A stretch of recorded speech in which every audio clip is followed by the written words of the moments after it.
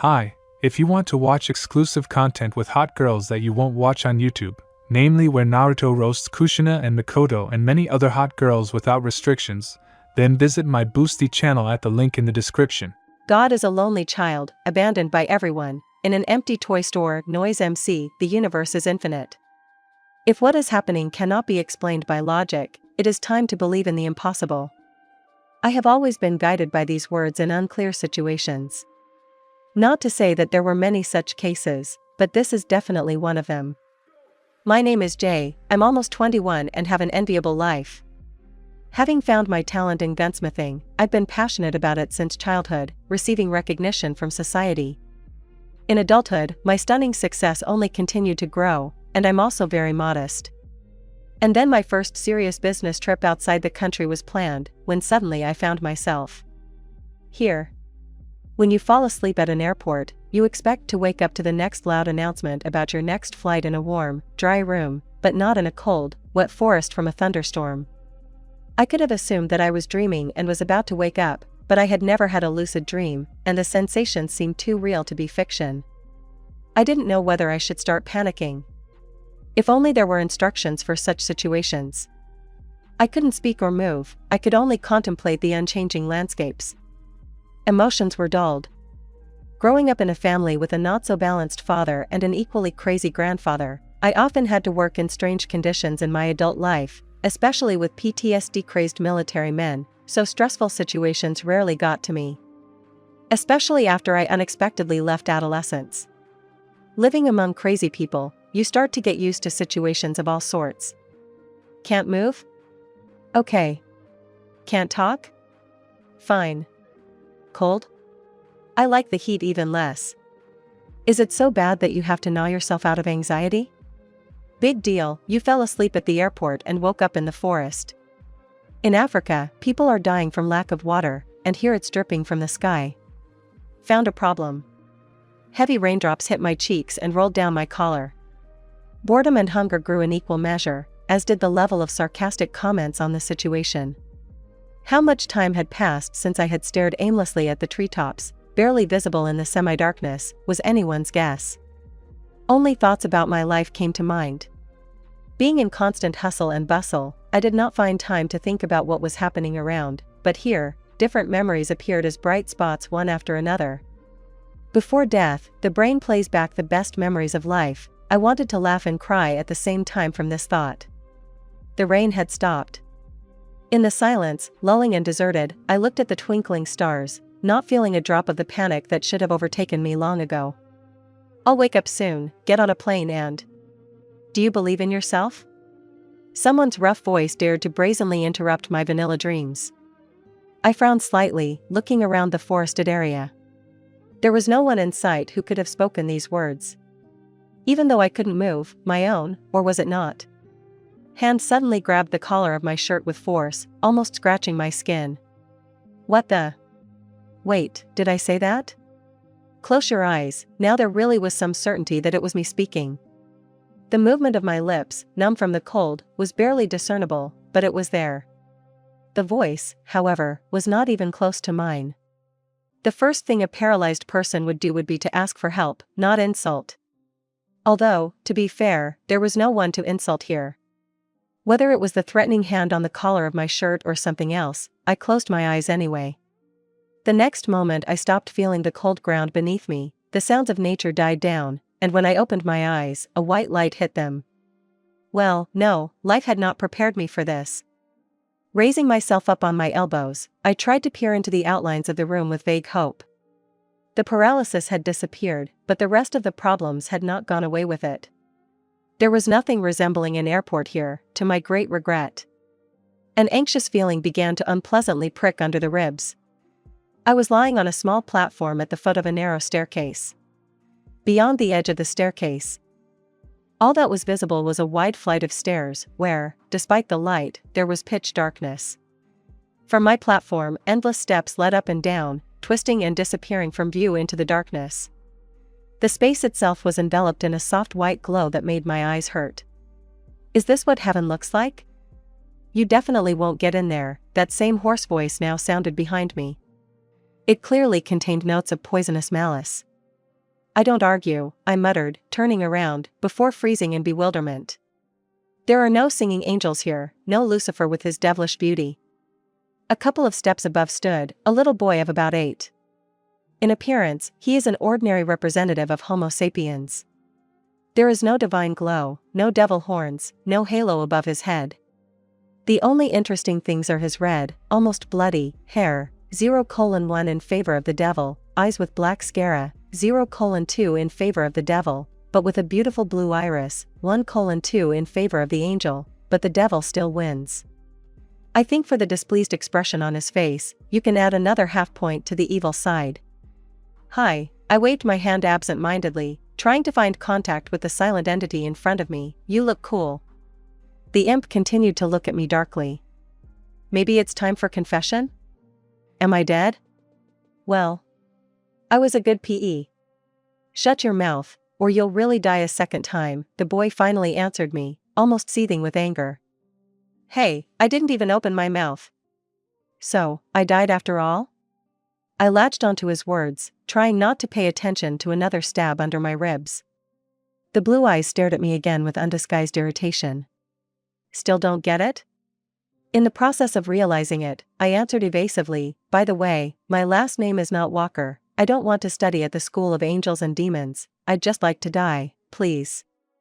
There was a short silence. You really should shut up. Yes, I'm sorry. The boy looked at me inquisitively for a moment before he sighed heavily and plopped down on one of the steps. The atmosphere had improved slightly. It seems that I will finally get answers to the very natural questions that arose in my head. You are dead. Now you are Yuzuru Nagar. You can consider me the second personality of the original owner of this body in which you are now imprisoned. The devil approached the main point without smooth transitions. The questions only increased. Thank you, life, I always dreamed of being in the body of a crazy schizophrenic with a split personality. Let's go to hell rather than here. Or to the school for angels and demons. And yet, this is your personal hell. Maybe stop interrupting me? Even if you can read minds. It's impolite, have some respect for your elders. I shook my finger at him, and then quickly changed the subject, noticing that the atmosphere had become heavy again. What do you mean can count? So you're not a second personality after all? The boy looked at me with an unreadable gaze, showing with his whole appearance that he was not going to answer this. A second life, a second personality, some. The name was almost immediately forgotten against the background of the rest of the shocking news. All the other questions, how did I get here and what should I do here, were answered with the same unambiguous icy gaze. Okay. Yuzuru. Too long a name. You will be called Yuzuru. I unceremoniously pointed my finger at the slightly surprised boy, casually mangling his name, and I will be Yudo. I like short names. If there are no instructions, then you can create a mess. From a certain space Yuzuru pushed out with an accompanying grumble of unflattering epithets under his breath. The body regained the ability to move, and the sun at this time was just beginning to rise on the horizon. Hearing also became more acute. It turns out that before this I had not noticed the murmur of the river nearby. I rushed to it first of all. Already sitting near the blue surface, I looked at my reflection and thought. My appearance was the same as Yuzuru's, except for the black sclera. My red hair was an overgrown and unkempt nest. The child had clearly not been cut for a long time. Or washed. And is there anyone? It is unlikely that normal parents allow you to spend the night in the rainy forest completely alone. The little devil is an orphan? Then why didn't I wake up in this shelter? Is Yuzuru Mowgli? The bland jokes and thoughts about Yuzuru's past distracted me from realizing the situation for a while, but it was still inevitable. Hearing stories about time travelers in passing, I often wondered what I would do in such a situation. Everything in my life was really in order. Money, career, fame, everything in its place. Vanilla to the point of nausea and sweet to the point of toothache. I should have cried, having lost everything, but unexpectedly for myself I felt only relief. Still, nothing from that life made sense. It made it incredibly easy and pleasant, making me forget about the difficulties that were now before me. Despite the fact that now I was again doomed to live, and not sunk into oblivion. However, I won't have to live there anymore. and from this realization, the heart beat even faster. Closer to 7 in the morning, a dirty semblance of a child came out of the forest and, oh my goodness, immediately stumbled upon some settlement. Along the way, I tried to somehow fix the situation with my appearance. I wiped my dirty hands on the grass, tore off a couple of leaves and used them as napkins to remove dirt from my feet. Basically, that's all. The situation with the disobedient red nest turned out to be beyond my control, so I just let it cover my face. For now. If I get my hands on some scissors, I'll cut off this hair, mark my words. I was greeted by wooden houses, empty shops, and streets just waking up. The village seemed quite large, but completely unfamiliar to me. And this is exactly what became a new topic for reflection. Where did I end up? Based on old stories of a friend about time travel novels, I was destined to end up in another world. It's the law of the genre, what can you do? I don't know about another world, but the inscriptions on the signs here are Japanese and this gives me absolutely nothing. I'm hungry. Being a dirty orphan without a penny in my pocket, the food selection was small, grass and berries.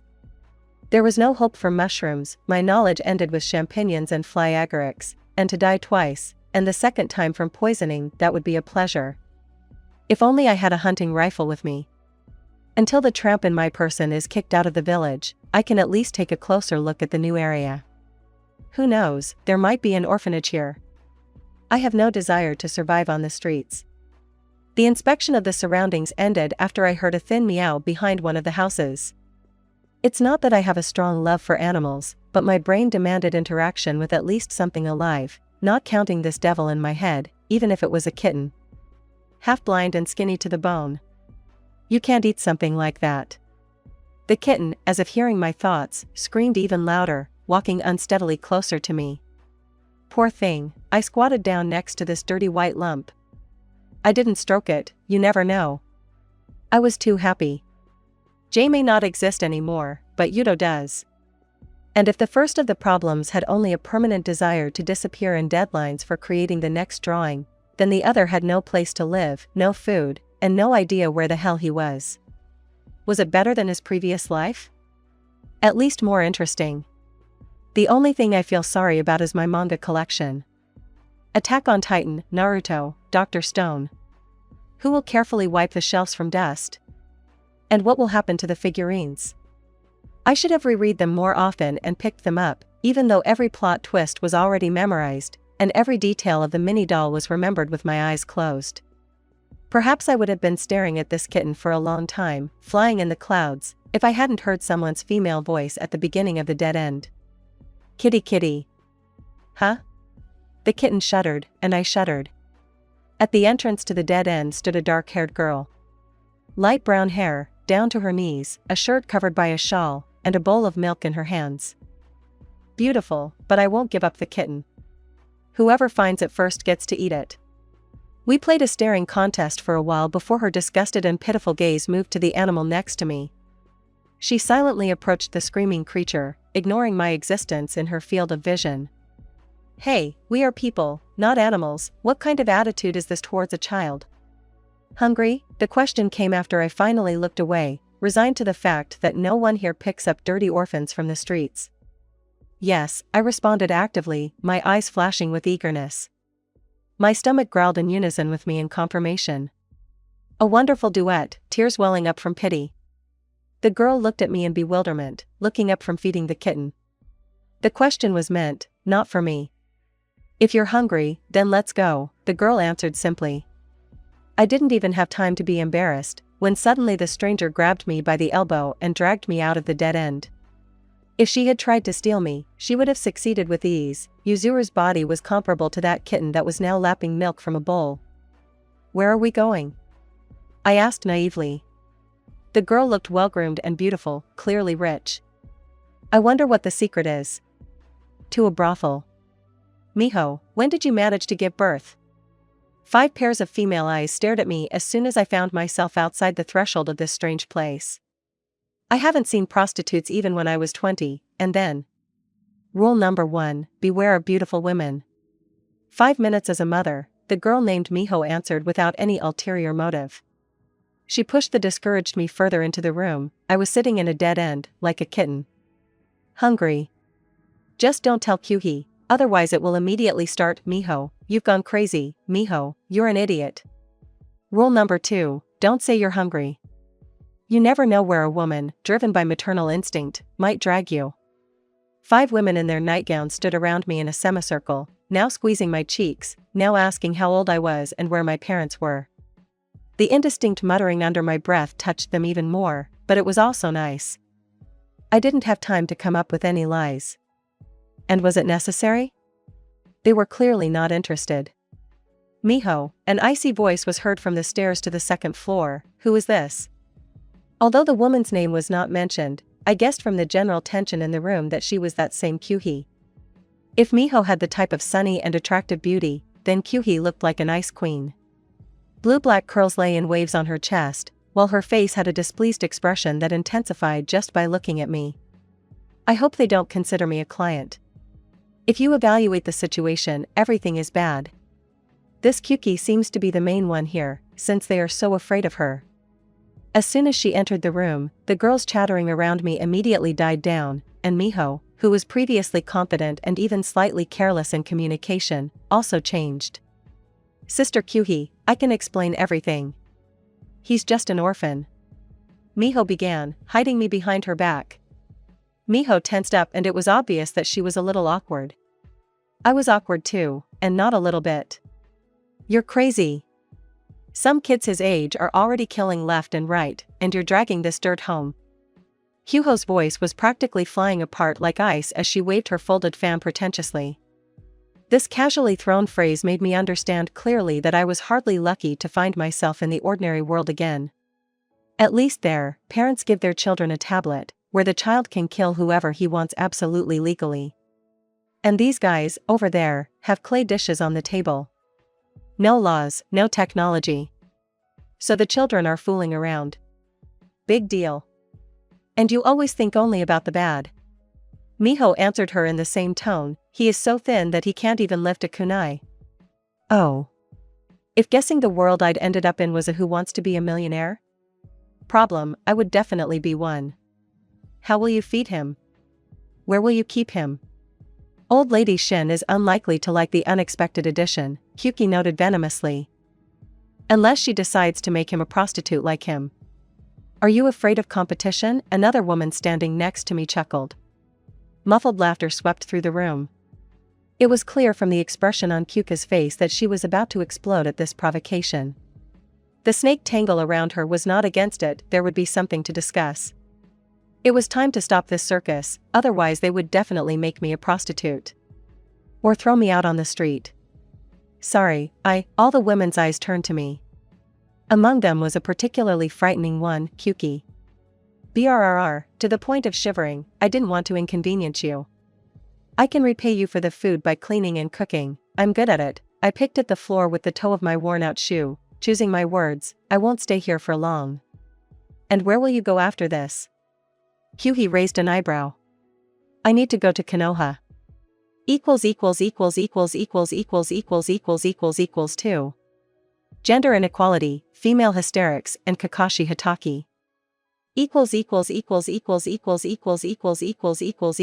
========================================================================================================================Commentary on 2. Gender inequality, female hysterics, and Kakashi Hatake.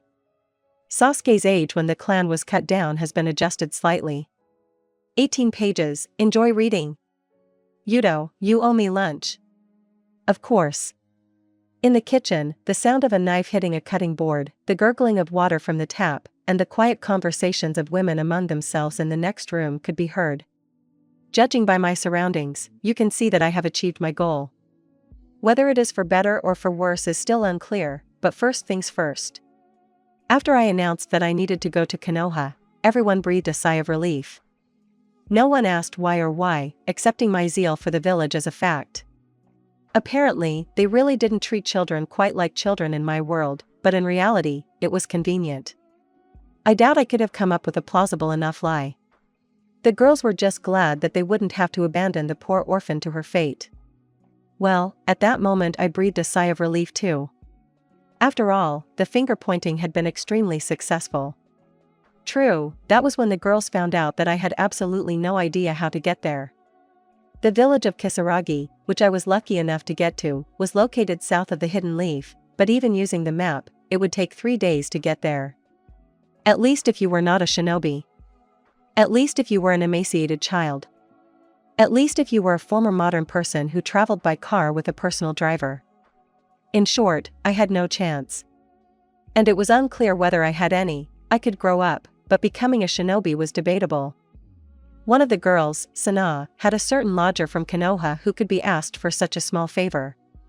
I decided to ignore the glances and giggles of Sana and the other girls. It was better not to know how she would ask this lodger for a favor, at least for the sake of my childish and fragile psyche. And so we decided. Almost 6 days passed waiting for this lodger. Some kind of routine even appeared: early rise, cooking breakfast, cleaning up after breakfast, cooking lunch, cleaning up after lunch, and the usual cleaning around the house. That's what can really traumatize the psyche, not your sex. The girls didn't have dinner, thank the gods. It's not that it's difficult for me, but cooking for 7 or more people was a bit tiring. More than that, because other girls came to train such experienced priestesses of love as Miho and Kyuhi. The prostitutes' shifts were mostly at night. Not all, but most woke up around lunchtime, ate air, and got themselves into a divine state so that they would be fully armed for the evening. I mostly cooked breakfast for Miho, Hyuha, and their students. It was amazing to compare these 14-year-old girls with my 14-year-old self in the past. At the very least, they seemed much more mature. Was it annoying? Definitely. In any case, I now need to think about my baggage of problems. So, down the list. Place of residence, found. Clothes, Miho, God bless her, bought it on the first day. The fabric is rough, but better than nothing. Dark green t-shirt, even darker shade of knee-length shorts. It will do for now. Hair, cut off. Not by me, of course, but by one of the younger ones. The tangled nest was significantly shortened, so that now there was an adequate amount of it on the back of the head, and 2 strands hung down on the sides of the face, covering the ears. The bangs, however, turned out short and did not respond to a comb, so we decided not to touch them anymore. Everything else remained relevant. One of the biggest problems was still the world I was in. Naruto wasn't really the worst option, considering I could have just as easily been thrown into Junji Ito's works or the infamous Attack on Titan. If that were the case, I would have drowned myself in the first river I came across.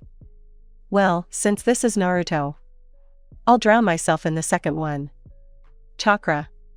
Naturally, I had no way to check whether this body had it. Now I found it funny, and sad, to hear stories about time travelers who immediately rushed into meditation, felt chakra, and controlled it perfectly. From now on, I can assure you from my own experience, none of this works. Maybe I'm just too untalented, but it's easier for me to call things that I can't do nonsense than to deliberately lower my self-esteem. Priorities. I've only heard about shinobi in the context of clients, and not a word about chakra at all. And it's unlikely that anyone would work as a prostitute if they had the ability to cast ninjutsu. The lack of information was somewhat depressing and made me believe that in reality I had simply become a poor Chinese boy from some province and was about to be forced to pick rice on plantations. Anything is more plausible than being a time traveler, right? Returning to appearance, Yuzuru has red hair. Despite the different surname, I could very well be an Uzumaki. This already implies that I should have more than enough chakra. Let's not take into account the fact that I could just be the owner of red hair like Gaara or Sasori. But, to be fair, they both come from the village of sand, who knows how that affects it? And their childhood. Let's skip it. I must be lucky somewhere. First, I'd like to understand what time period I'm in. World War III? Naruto's childhood? Shippuden? I can immediately rule out the times of young Hashirama and Madara, if only because Konoha already exists, as do other small villages around it. Boruto is also excluded, thank God there is no hint of a technological revolution here. And if there was, I would prefer to suffocate myself than watch this nonsense in real life, considering that even in anime format I wanted to gouge out my eyes. The Fourth World War? Doubtful, but no one has cancelled the pre-war period. As well as the post-war period. Damn it, why isn't there a manual for situations like this? I seem to be asking myself this question too often. What are you cooking this time, Yudo-kun? A small hyperactive girl named Nori materialized behind me. That same student of Miho. Something like a taco? I muttered under my breath, still unsure of what exactly I was doing. I can't judge the earnings of the prostitutes or what percentage their masters take, but they had a lot of food. And then I learned that almost all of it spoils untouched in the refrigerator because of their diets. Given the lack of any fatty sauces and the small amount of meat, the improvised tacos were actually healthy due to the vegetables. What's a taco? The girl leaned over slightly, carefully watching the process of cutting lettuce leaves. Vegetables and meat and bread. I chose to ignore another questioning look. It's delicious, don't worry. Luckily, no one was really worried about my cooking skills. At least not yet. On the first day, Kuhi wouldn't let me near the stove, convinced that I had made up my ability to cook. Well, you really shouldn't trust an 8-year-old with that. Only after a perfectly acceptable breakfast and lunch under her watchful eye did she reluctantly agree to leave me alone. In the end, I didn't even know if it could really be called a taco. While the kneaded tortilla dough rested under a towel, I was busy cutting up all the ingredients I could find in the refrigerator. Between the students and me, there were 10 people in the house. It had to be enough. You're so good at it, Nori continued to chirp in my ear. What's your secret? That I have nowhere to live, I wanted to say, but instead I just shrugged my shoulders vaguely. Nori was more like an inquisitive 7-year-old with endless questions and chatter. She won't shut up, ignoring her doesn't work, and sending her away doesn't either. Even at lunch, she eats the slowest while she talks about who's with whom, where, and when. It all ends with Kyuhi almost forcibly shoving food into her. By this point, no one objects. They say that Hisu, who lives on the outskirts of the village, is actually, I didn't really listen to her chatter until a certain point. It suddenly dawned on me that I was stupid. It wasn't that I hadn't had these thoughts before, but damn it, I had such a valuable source of information hanging around. If she knew the details of the personal life of every stone on the road, then about famous people even more so. Listen, Nori, I glanced slightly at the girl twirling a light brown lock of hair around her finger. And after her husband's betrayal, she... Huh? She broke away from her monologue, turning her attention to me and not at all looking offended that I wasn't listening to her. It seems that she basically didn't care who she told what. Even now. Who's the Hokage now? I didn't beat around the bush. Again, Nori obviously didn't care, just like everyone else. Third Sama, was the immediate and not very interested answer. Sarutobi.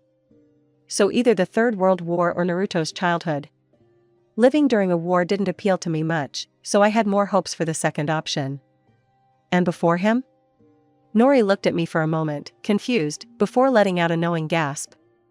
Her mind was more preoccupied with local gossip than with the history of the Land of Fire. Yes, the fourth Sama. They say he was very handsome, Nori shrugged, clearly thinking in the wrong direction. He died almost 10 years ago in a battle for the village. You know, I can recommend a couple of novels with him, he does such things there. Ignoring the things that could definitely harm my childish psyche, the corners of my lips lifted slightly. So Naruto is almost 10 years old, the plot hasn't started yet and very soon I will be at its epicenter, in Konoha. I hope this will be interesting. And yet you weren't lying when you said you were a good cook, Sana said, wolfing down the improvised taco. Somewhere in the world, an unfortunate Mexican died. The tortillas made from some unleavened dough hardly looked appetizing, but either the girls had low standards or their diets had distorted their view of tasty food. Nevertheless, no one expressed disgust, and that already meant success.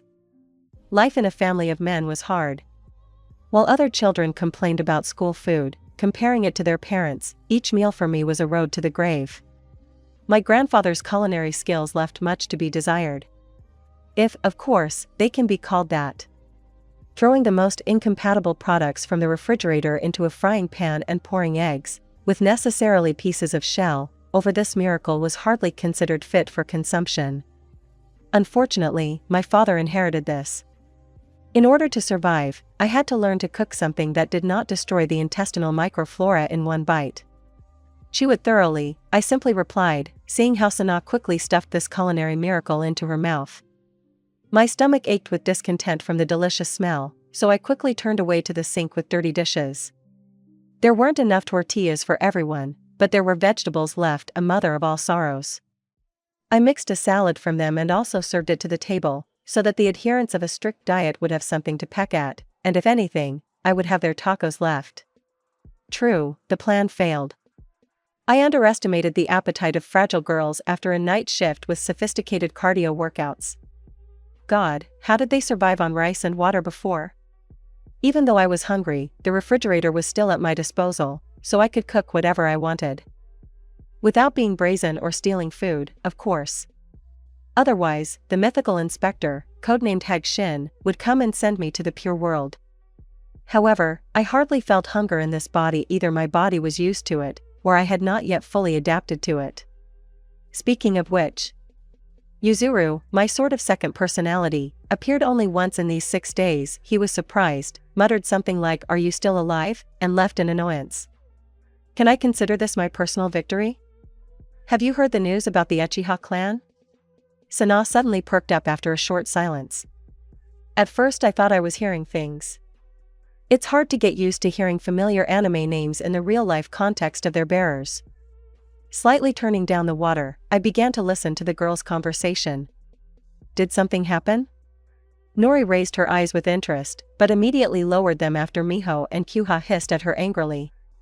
She had driven them crazy again with her chatter. I don't know how accurate that is. Sana bowed her head slightly, pushing her plate away. One tipsy client told me in secret that things aren't going so smoothly there. Sana muttered evasively, but under the persistent looks of the other girls she eventually gave in. Okay. Nori, cover your ears. Hey, why? Miho and Kyuhi quickly covered the little gossip's ears and mouth. Sana stifled a laugh and nervously returned to her story. I tried to blend into the wall so they wouldn't think of covering my ears too. They were slaughtered. Sana finally blurted out excitedly, no worse than Nori, catching puzzled looks at herself, the Uchiha clan. A few months ago, after that the kitchen was filled with frightened groans and sighs. I didn't believe it at first, you know. He was drunk after all, and men are masters at embellishing. But he even showed a photo fit. Can you imagine, one 14-year-old boy mercilessly dealt not only with the jounin, but even with his own family? Her voice became quieter and quieter with each word, creating an atmosphere. The girls turned pale, some put their food aside. It seems he's on the run now. You're not doing too well, Kyuhi chuckled darkly, but still looked impressed. Judging by the fact that the shinobi actually shared the secret, Konoha must have tried to hide the incident at least within its own village. And for several months. It's even funny that the prostitutes eventually found out about the incident before the enemy villages. So, there's no one left at all, one of the girls whispered fearfully. Only the younger brother of this killer. Sana shook her head, but they say he didn't spare him either. He put him in a genjutsu, after which the boy was not himself at all. It's not surprising, so many shocks. It's not surprising, really. I remember being genuinely annoyed by Sasuke's behavior the first time I read it, even though I knew his story. But if you think about it, who else could he have become after all he'd been through? Certainly not someone like Naruto. What a lot to talk about while eating. Kyuki clicked her tongue in irritation, getting up from her seat. My gaze immediately slid to her plate. The portion was barely touched. Oh, so I'm not hungry today. Child. Out of habit, I didn't even respond to such a nickname, but Kyuha's persistent gaze brought me back to reality. Yes? Not a bad lunch, she nodded briefly and, without looking at anyone, walked out, leaving behind her a deathly silence and confused glances directed at me. Oh, these women. Well, tell me, what were they talking about? I saw that you were eavesdropping, I saw it. Nori circled around my poor person like a hurricane, trying to find out the details of the elders' conversation. What's remarkable is that she only bothered me, and not, for example, Aika, her peer who was studying with Kyuha. What did I do to deserve this? Come to think of it, the closest person to me, besides Nori, was Miho. She often started the conversation first, asked about my well-being, and generally seemed concerned about my modest person. Remembering her expression in that alley, there were significant changes. I wanted to believe that this was due to my obedient behavior and hard work, because I really liked Miho more than the others. Nori was hanging around for lack of other options, either they were too old or too distant. Her company was easy to tolerate, so it wasn't scary. Hyugi had recently stopped throwing irritated glances at me and had moved on to complete indifference, except for today's lunch. What the hell was that? Sana praised me for household chores. The other girls often squeezed my cheeks and stroked my head, mistaking me for a cute child.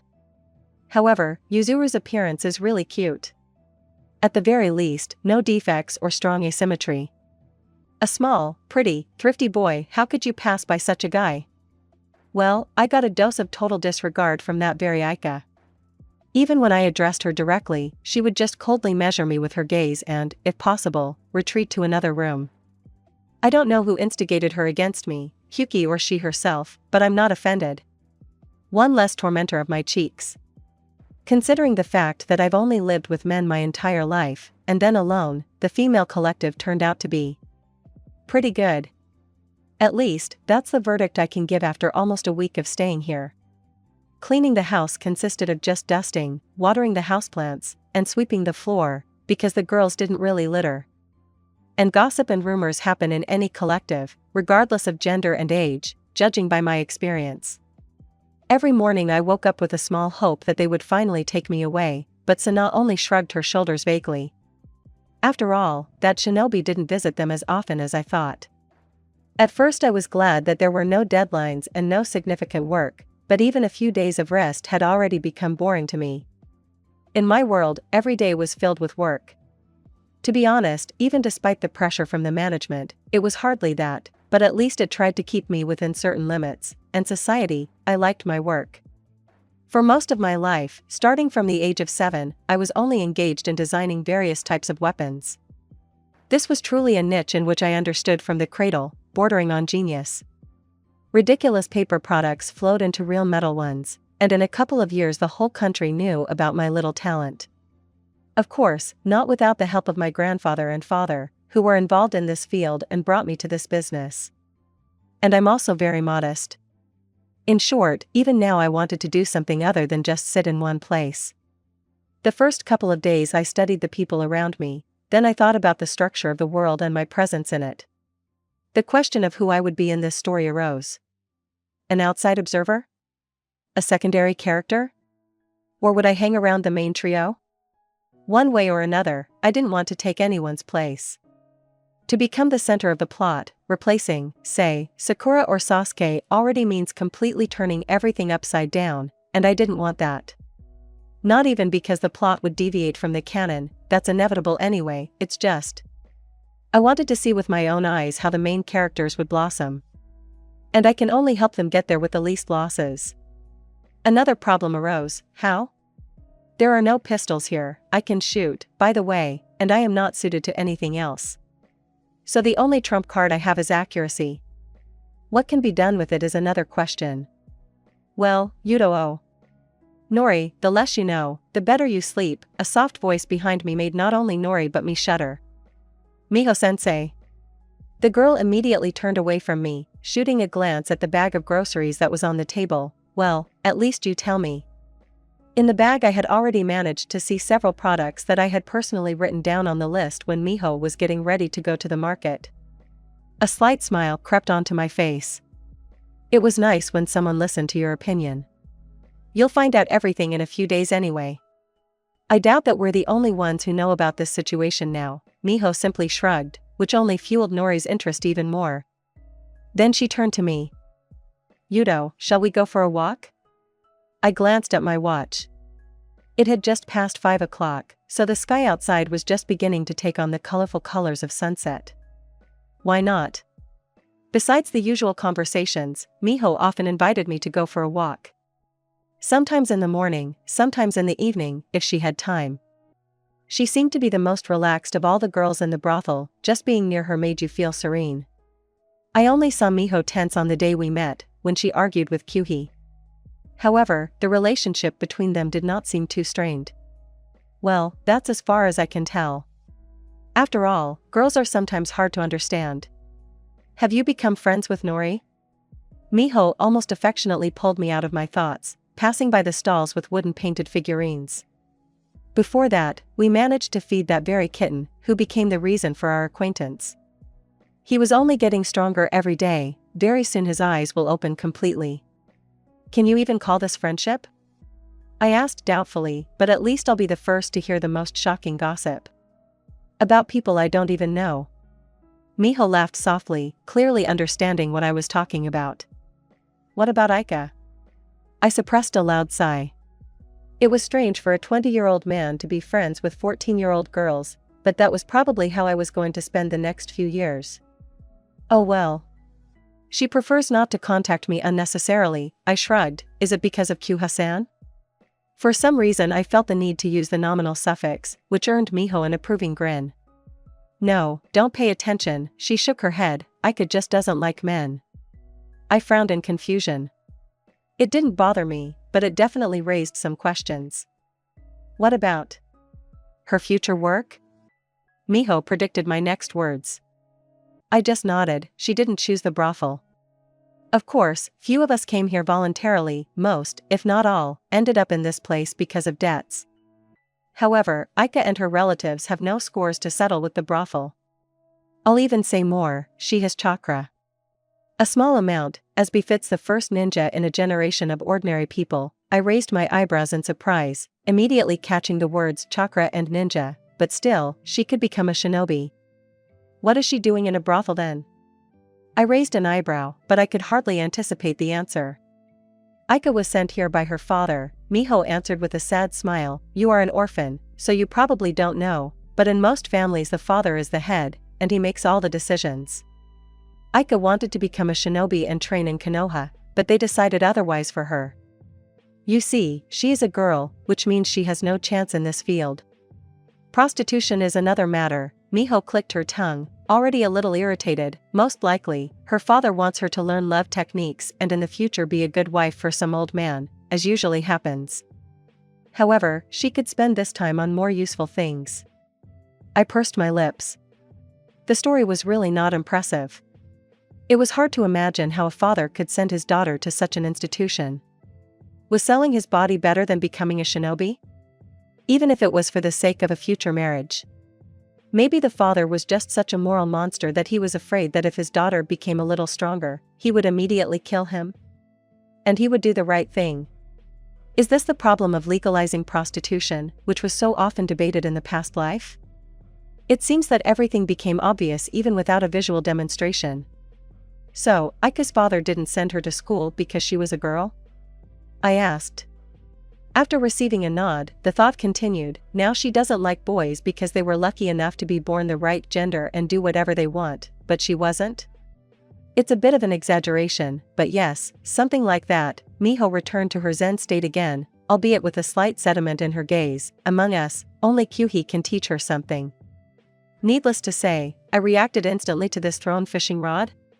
Does Kyuha have chakra too? If another potential shinobi sits in a brothel instead of developing his abilities, I will definitely go crazy from not understanding this world. No, but her brother was a shinobi. Miho smiled sadly again, looking into the distance. We came to a river running out of the forest and coming out to the edge of the village. It seemed that this conversation awakened melancholic feelings in her. He died during the attack of the nine-tailed fox on Konoha, but he taught Kyuhi a lot. After all, they were also debtors. Whenever the tragedy of 10 years ago was mentioned, I immediately thought of Naruto. I wonder if Kyuhi would blame him for her brother's death if she knew. Or does she know? Still, a connection with Kyuhi could be useful, even if she doesn't like me very much. To draw on Nori's obsessiveness and into battle. How long will you be in this house? I bowed my head in a childish manner, squinting my eyes. It depends. Miho smiled ambiguously again, placing her well-groomed hand on my head. I felt a barely perceptible scent of flower oils. No one gets to such places of their own free will. Just know this. You are still too young for this, Yudo. After the walk with Miho, in addition to thoughts about gender inequality, which, frankly, were new to me, I thought hard about studying with Kyuha. Something told me that she would definitely not be happy, but I tried to push this something somewhere far away. I still don't know what exactly Kyuhi can teach me. Since she doesn't have chakra, it could very well be taijutsu, and that's useful. In my past life, I was in no way connected to hand-to-hand combat, except for one single fight in my life, which only fueled my interest. I'm starting to miss my bodyguard from my past life. Sam, if you can hear me, then run to this world, I'll pay you double the bonus. After that, he would instantly be behind me. It's terrible, I'll still have to take responsibility for my own life. You've become quite thoughtful, Yudo-kun. Nori sat on the floor near the mirror, braiding two cute pigtails. Just recently, breakfast had taken place, where Sana again shook her head negatively to my question about the shinobi from Konoha. So I really wasn't in the mood. I'll go to Kyuhi. After a short silence, I abruptly stood up from the table, moving towards the stairs to the second floor. After breakfast, Kyuhi had a habit of sitting in her room until lunch. Nori turned around at me in fear, her eyes wide and her braiding stopped halfway through. Yudo, if everything is bad, you can always find a way out. That's no reason to commit suicide. She shouted after me, but I happily ignored it. Reaching the ill-fated room, I took a deep breath and knocked on the door. There was no sound behind it, even after knocking again. Maybe he was asleep? I waited a few minutes before opening the door and slipping into the dark room. The curtained windows and dim candlelight created a special atmosphere, mostly unnerving. The air was filled with heavy aromas of tobacco and vanilla. It took a little getting used to the darkness before I could see Kyuhi. She was sitting on the bed, silently watching me, apparently since I came in. What do you want, child? There was no usual irritation in her voice, rather something like interest flashed through. For a while I stared at the floor, trying to find the right words. Most of the options sounded either too pompous or too highbrow for an 8-year-old. Scratching the floor with my toe, I began to mumble something inaudibly under my breath. I'd, like to learn from you. Before I could finish speaking, Kyuha's hand suddenly shot up and the next moment a steel hairpin from her bun of hair flew past my temple with a thin whistle. A loud clang echoed throughout the room when the tip sank into the wall, leaving behind a barely noticeable crack in the wall. This one? Kyuhi grinned, blowing a long strand of hair from her face. I glanced at the hairpin sticking out of the wall, then looked at it again. Well, if not her, then who? Try to throw it as best as you can, Kyuhi waved her closed fan instructively, coming behind me. Standing in the small backyard with the target in front of me, I began to think that, in principle, I was not bad at all. As it turns out, Kyuhi is trained in needle throwing. Or just throwing anything that even slightly resembles a 15-centimeter metal stick. After all, even an ordinary hairpin flies off from her harder than any bullet. If you think about it, in the situation with Kyuhi, such a skill is much more useful than taijutsu. Who knows how tired you will be to defend yourself with your fists, especially since your potential opponent is a shinobi. But the hairpin is always with you. You can both intimidate and stab, hair, a person, it doesn't matter. Beauty, after all. Of course, Kyuhi wasn't happy about my sudden visit. At first, she simply threw me out the door. Then she kept a close eye on me the entire dinner. And then she grabbed me by the scruff of the neck and dragged me out into the backyard, where there was an old target for throwing. No explanation. No training.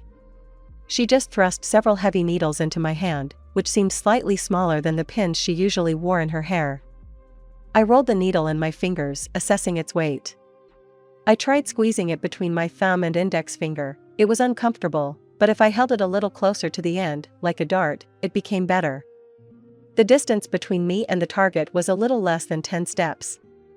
My gaze quickly switched to the tree on which the board hung. The leaves were only slightly swaying in the wind. The wind was blowing from the right, so I needed to aim a little to the left. I swung my arm, threw the needle towards the target and missed. The needle flew higher, hit a tree and fell uselessly to the ground. It seems I should forget my words about good aim and accept the fact that I must have the last stage of strabismus. And no, it did not hurt my self-esteem at all. Not one bit. Of all your actions, the only thing you did correctly was take into account the wind correction, Kyuhi informed me in an indifferent voice, appearing in my field of vision. Is that so? I pursed my lips, turning my gaze back to the needle lying around. Kyuhi rubbed her chin thoughtfully before handing me another one. A small sign that they weren't planning on kicking me out of the training ground just yet. Well, some people don't even think of that. Hyuhi shrugged meaningfully, then nodded at my hand. Take the needle the way you held it before. Look, your main mistake is your grip. Hold the shuriken? There are two main types of shuriken, bow shuriken, which Jay calls needles, and saken, the ones in the shape of a star. As if you were holding a brush. No, closer to the center. Now, she looked away from my hand, pointing at the target. You're throwing it wrong. The throw should be from the wrist, not from the shoulder. Because of the too strong swing, the shuriken flew over the target. Control your strength. Now she moved away from me again, watching the next actions. One more time. Now with the right technique I can definitely hit the target. It's not that hard, right? I hit the target easily with a pistol, so what's the problem? Needless to say, I missed again. Hopelessness. Hyuki, who apparently succeeded the first time, now clicked her tongue irritably. Where are you going? I noticed her moving towards the entrance to the house. You have been given instructions, but what to do with them is up to you. With these words she disappeared behind the door, leaving me alone with the target and the needles. Did she reject me as a student, or did it seem that way to me? I spent almost the entire evening at the range, trying to find a better angle to throw the needle, but obviously each throw lowered my self-confidence by half a point. And there were a lot of throws. The hardest thing was to tune into the required force, since the needle always either didn't reach the target or, on the contrary, went up. It was worth immediately realizing that comparing throwing needles with bullets was a stupid idea. One thing made me happy. Now at least I wasn't sitting around doing nothing, wasting time on God knows what. Thoughts about physical training came to mind, but I decided to wait a little with it until I came to Konoha. And my body still seemed too thin and fragile for any exercises. Out of breath and a little dirty, I quickly took a shower and went down to Nori, who was reading a book that was clearly not intended for children's eyes. I carefully ignored the pictures of questionable content and sat down next to her. And also trying not to notice Aika's piercing gaze from the opposite corner of the room. Oh, Yudo! Nori exclaimed, as if seeing me for the first time, alive. It's amazing that you can move without crutches. There don't seem to be any open wounds, or closed ones either. Now, how many fingers am I showing? 4? Amazing, even without a concussion. You're a lucky guy. Nori happily rushed to hug me. Hey, what's wrong with you? I frowned slightly, gently pushing the persistent girl away from me. It seemed that Aika's gaze became even angrier. Hyuhi-san came back in a really bad mood, and you didn't show up for a long time, so I thought the worst. Nori shrugged, and then finally looked at Aika openly, meeting her gaze. So what? After a brief moment of eye contact, Aika silently looked down at the book, identical to the one on Nori's lap. God, I'm going crazy at this rate. Nori and I exchanged questioning glances, but decided to remain tactfully silent. We all have our own cockroaches in our heads, right? However, recalling Miho's words and the real reason for such behavior, the thoughts in my head were divided into two camps, none of my business, and I feel kind of sorry for her. After some time, the second camp almost completely destroyed the first camp, which is why I finally decided to break the uncomfortable silence. Aika-chan, I tried out a new name suffix. It sounded nice, even if I had to ignore Nori's indignant look, whom I had never addressed in that way before. I heard that you're also studying with Kyuha-san. You know, needle throwing and all that. Maybe we could practice together sometime? Aika shot me a look so cold that it could easily surpass Kyuhi. Nori immediately covered her eyes with a book, pretending to be very engrossed in it. What a traitor. You're kidding me, Aika hissed, and it seemed to be one of the first full sentences I heard from her. The next moment she closed the book with a loud slam, jumping up from her little couch. Do you think that because you're a boy and everything comes so easily to you, you can laugh at me? In the heat of passion, Nori slapped me on the shoulder a couple of times, still burying her face in the book. This doesn't help at all, not a bit. Wait, I wasn't laughing at that. The fact that Kyuhi-sensei so easily accepted you as a student doesn't mean anything. Aika's angry whisper slowly but surely turned into a hysterical scream. But I didn't know how to cope with female hysterics. Male aggression, panic attacks, and the like easy. However, when girls showed such emotions, I was simply at a loss. Nori seemed to notice my stupor, so she slightly moved away from the book. Aika, one lesson doesn't mean anything. For some reason Nori was all red, as if she was crying. But Nori wasn't crying, she was holding back her laughter. Also, apparently, hysterical. The brat. It means a lot. Aika screamed shrilly, I had to work like crazy to show how worthy I am of this place, and all he has to do is ask. If he is a boy, is it really better? Aika was pointing her finger at me angrily, also red, but more from anger. Ah, I get it. She's fixated on the fact that I'm a boy and she can't see anything else. Nori bit her lip, unable to find anything to say. Will what I want to say work? Aika-chan, listen, I began as calmly as possible. How are your lessons with Kyuhi-san going? Aika frowned in confusion, still clenching and unclenching her fists. I hoped something wouldn't fly at me. The book seemed quite weighty, and this girl had clearly been holding back her anger for a long time. What kind of questions? She gritted her teeth, but thought for a second, well, as usual. Kyuhi-sensei points out my mistakes, we work on them, we learn, but…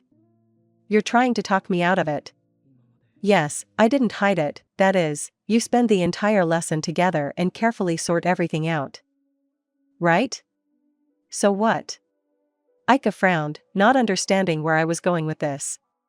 It seemed the conversation had distracted her a little from her desire to knock over the table. And she was with me for literally the first 2 minutes, showed me only the basics and called me hopeless on the second try, after which she said that she was not going to study with me. I listed, it turns out that although Kyuhi-san took a student without discrimination, she got rid of him just as quickly. And you were taken after they were able to discern talent, because Kyuhi-san really wanted to help you specifically, you understand? Aika still maintained a dissatisfied expression, thinking about my words, but the atmosphere had improved significantly, and she did not look at the floor. On the contrary, it seems that Kyuhi-san placed more hope in you. Nori slapped me on the shoulder a few times again in support. Now Aika's face didn't show any sign of anger, but rather a degree of deep thoughtfulness. I don't know if it's really like I said, but many years of experience working with all sorts of people suggested that Aika was unlikely to be critically processing this information right now. At least, that's what I wanted to hope for. And, to be fair, I actually do all the traditionally female work around the house. Under the angry gaze of both girls I quickly corrected myself. By female work I mean stereotypes. Aika, I really didn't mean to laugh at you. Shut up. Aika suddenly freaked out again, suddenly throwing the book on the floor and disappearing behind the door to the backyard. Naturally, slamming the door. Nori finally laughed hysterically into her pillow, continuing to hit me from an excess of emotions. What did I do wrong? That was brave, Yudo. Nori said, shaking me by the shoulders, tearing herself away from the pillow. Perhaps now I will respect you. Hey, you. Okay, I agree. Aika flew into the room again with red eyes and a look as if these words were physically hurting her. We will train together. And then Miho came and these two got into trouble for the noise. Almost a week had passed since that bad comedy under the banner of which gender has more privileges. Life in the brothel flowed calmly. Nori and I tried to tame Aika, and quite successfully, even though she sometimes got on my nerves over trifles. Kyuhi no longer showed up at my training sessions, only silently looking at them from the window, and Sana still shrugged her shoulders, but now quite tensely. At the end of the week, on Sunday, the manager will show up here and by that time I shouldn't have set foot here again. For some reason, to all my suggestions like maybe I'll just hang out while she's here, all the girls shook their heads, saying that the old woman would understand everything. I don't know who this Hag Shin is and what battle of psychics she took part in, but over time I started to be afraid too. The necessary shinobi, as luck would have it, did not show up, getting on the nerves of all the residents of the house. And they, in turn, began to slander Miho, finding her guilty of dragging me here. In short, a scapegoat can be found anywhere, and I was already packing my belongings and mentally preparing to survive in the forest. Girls, clean up faster, faster, commanded Kyuki in the main room of the brothel, where I was almost for the first time.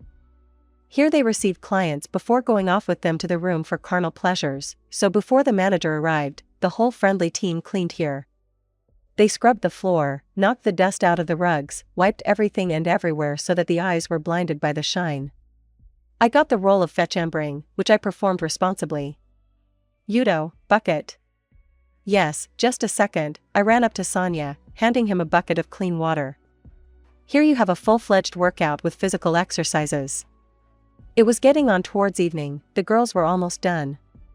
They even decided to start their main work an hour later, to take a little rest and get themselves in order. In the general bustle, I somehow got into this atmosphere, being in an elevated mood. Now we'll just wipe the window and that's it, Sana sighed with a smile, dragging herself to the indicated window. I followed her. Huh? I noticed that Sana was not looking at the glass, but behind it. Following her gaze, I managed to see only the silhouette of some man standing in front of the stands with erotic books, which were located right at the entrance to the House of Pleasure. Wow, such a pervert was found. Girls, come here. For some reason Sana squealed too joyfully, calling the others, look, our favorite client. The girls were glued to the window, already fully attracting the attention of the man at the entrance. He awkwardly waved at them. Is this the one who can take me? I was filled with hope, but they just hissed at me and shook their heads briefly. So what's all the fuss about then? Nori, who had run to the window first, also giggled and stepped aside, giving the others a passage. She was the first to explain my confusion. There's one customer who always takes only books from that pervert stand, but never uses our services, Nori began, shaking with laughter. Over time, I realized that this was her usual state, our local legend. There's also one in a mask, a blonde one. Well, also from your Konoha, by the way. He reads perverted books, wears a mask, has blonde hair. Suddenly, I also had a strong desire to stick to the window.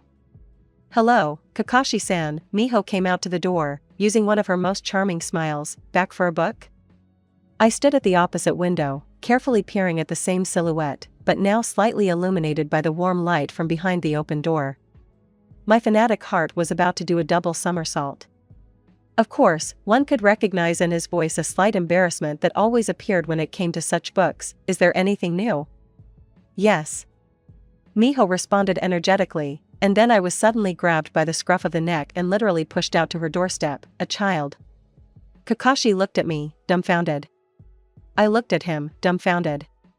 Our dumbfounded gazes focused on Miho, who didn't lose her smile. You see, Yudo is an orphan, we took him in for a while, but we can't keep him any longer. Could you take him to Konoha? Miho rattled off so that I could barely hear the last request, of course, for an exclusive book from Jiraiya-sama. The argument is weighty, but it is unlikely that he will fall for it. Shake on it, oh, right. This is Kakashi Hatake. Once again, a completely girlish and sincere fan squeal rang out in my head. Just wonderful. Then maybe you'll wait over a cup of tea while we gather Yudo? Miho happily folded her arms across her chest, receiving a slight nod of the head again. Follow Sana, yes, come in. Yudo, listen carefully. Miho pulled out a warm vest from somewhere, buttoning it up to my throat. It was indeed a little chilly outside. Kakashi-san is a good person.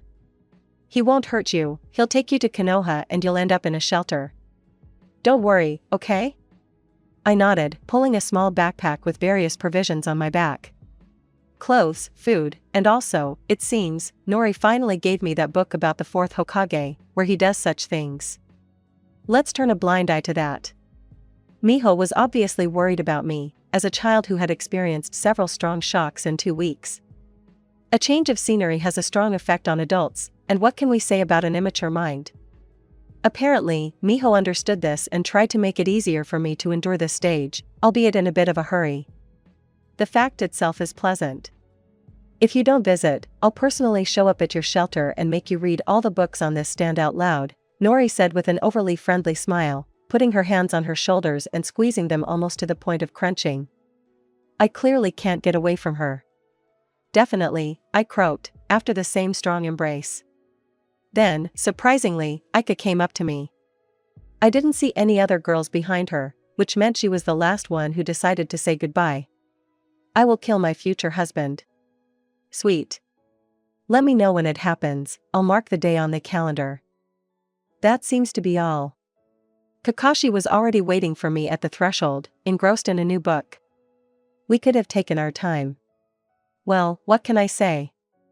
I had already stepped out onto the threshold, about to say my final farewell to the other girls, who had become almost like sisters to me during these 2 weeks, when suddenly a firm hand fell on my shoulder. Looking back, I saw Kyuhi handing me several metal needles. "Steady, child," she looked straight into my eyes for a couple of seconds before pathetically turning away and going deeper into the house. "Let's consider this a kind of care, okay?" Now I said goodbye to the girls quite warmly, promised not to forget my virtues, and was finally left alone with Kakashi Hatake. It seemed he was beginning to realize that he had been suddenly foisted off some child with whom he had to do something. I am sure that if Kakashi had been given a couple of minutes to think, he would hardly have agreed. "Shall we go?" He scratched the back of his head. I nodded,